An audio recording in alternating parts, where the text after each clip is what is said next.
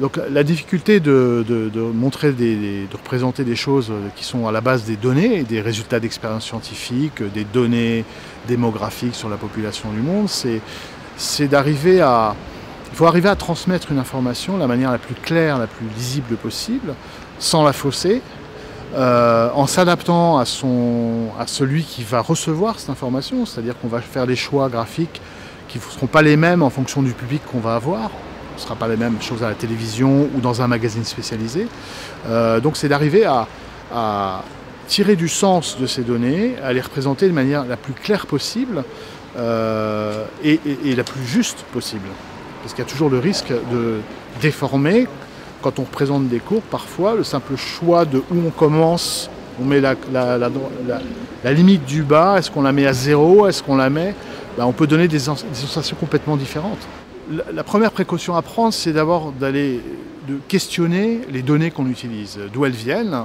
Alors, si ce sont des données résultats d'expérience, comment a été faite l'expérience, est-ce qu'elle est représentative, est-ce qu'elle a une signification, ou est-ce que finalement, c'est pas prématuré de montrer des données, il n'en faudrait pas plus pour être sûr de ce qu'on croit percevoir dans ces données. C'est toujours de questionner la source, de recouper des sources. On peut avoir sur certaines questions des problématiques, par exemple, ce qui se passe sur l'évolution des forêts dans le monde, etc. On s'aperçoit qu'on va avoir, suivant qu'on va s'adresser à la Banque mondiale, à l'Organisation de l'ONU pour l'agriculture, etc., qu'on va avoir des choses qui sont parfois différentes. Alors parfois c'est simplement parce qu'elles ne sont pas présentées de la même manière, les unités qui sont utilisées,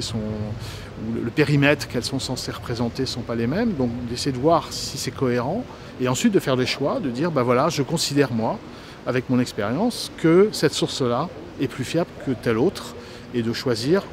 si on doit en choisir qu'une seule, et puis si on peut par l'interactivité en montrer plusieurs, pour apporter l'information supplémentaire qui est que